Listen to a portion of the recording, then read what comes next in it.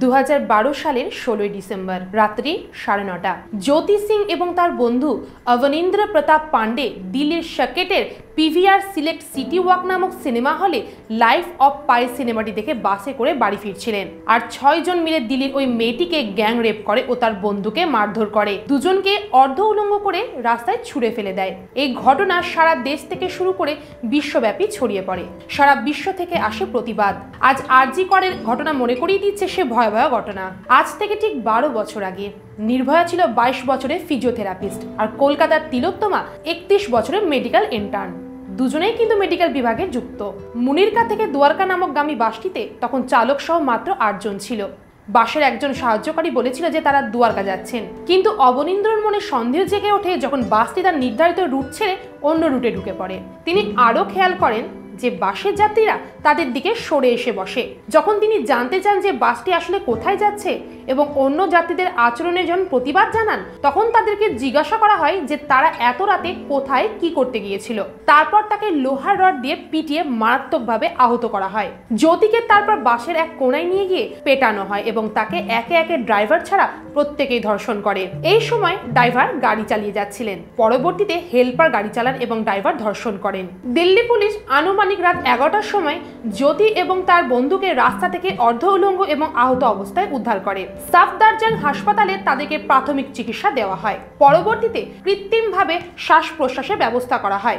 Victim উত্তরপ্রদেশের বালিয়া জেলার একটি ছোট্ট গ্রামে কৃষক পরিবারের মেয়ে জ্যোতি। তার বাবা তার খরচ মেটাতে সকল ফসলি জমি বিক্রি করে দেন। চূড়ান্ত কাজ করে মেয়ের পড়াশোনার খরচ মেটান। ভারতীয় আইন অনুযায়ী প্রথমে তার নাম প্রকাশ করা হয়নি, পরবর্তীতে তার নাম প্রকাশ করা হয়। প্রথমে নাম প্রকাশ হয় দিল্লি মেল নামক ট্যাবলয়েড পত্রিকায়। অন্য ভিকটিম অবনীন্দ্র প্রতাপ পান্ডে। পেশাগতভাবে তিনি একজন সফটওয়্যার ইঞ্জিনিয়ার। তার বাড়িও উত্তরপ্রদেশের গোরখপুরে। প্রাথমিকভাবে দিল্লি মেলের বিরুদ্ধে দিল্লি পুলিশ জ্যোতির নাম প্রকাশের জন্য মামলা করে, কিন্তু তার পরিবারের কোনো আপত্তি না থাকায় পরবর্তীতে মামলাটি প্রত্যাহার করা হয়। চিকিৎসা ও মৃত্যু 19 ডিসেম্বরের মধ্যে 5 বার অস্ত্রোপচার করা হয়। 21 ডিসেম্বর ভারত সরকার একটি মেডিকেল কমিটি গঠন করে জ্যোতির জন্য সর্বোচ্চ চিকিৎসা ব্যবস্থা করার জন্য। তিনি অভ্যন্তরীণ রক্তক্ষরণ, জ্বর ও বিভিন্ন অঙ্গের ইনফেকশন জনিত সমস্যায় ভুগছিলেন। 26 ডিসেম্বর তাকে সিঙ্গাপুর মাউন্ট এলিজাবেথ হাসপাতালে পাঠানোর সিদ্ধান্ত নেওয়া হয় এবং 27 ডিসেম্বর তাকে সিঙ্গাপুরে পাঠানো হয়। 29 ডিসেম্বর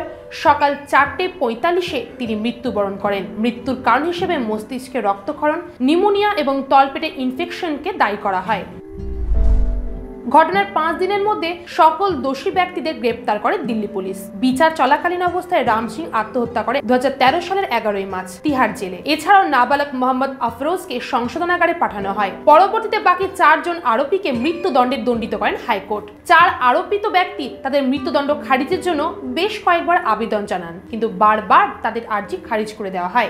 অক্ষয় ঠাকুর, বিনয় শর্মা, মুকেশ সিং এবং পবন গুপ্তা এই 4 জন দোষীকে 20 মার্চ 2020 সালে ভোর 5:30 তাদের ফাঁসির দড়িতে ঝুলিয়ে মৃত্যুদণ্ড কার্যকর করা হয় তিহার জেলে। এই ঘটনার উপর ভিত্তি করে দিল্লি ক্রাইম নামে নেটফ্লিক্স একটি ধারাবাহিক ওয়েব সিরিজ তৈরি করেন। এখন প্রশ্ন হলো, নির্ভয়া কেসের পর দেশে এত কড়া আইন করা হলো, তারপরও কি এই জঘন্য ঘটনা কমেছে? দিল্লির এই কেসের পর একের পর এক ঘটনা ঘটেই যাচ্ছে।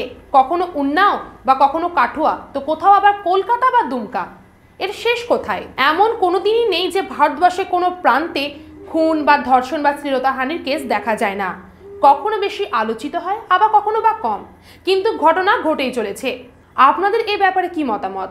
কঠোর আইন নাকি সামাজিক সচেতনতা, কোনটা বেশি জরুরি? কমেন্ট করে অবশ্যই জানাবেন।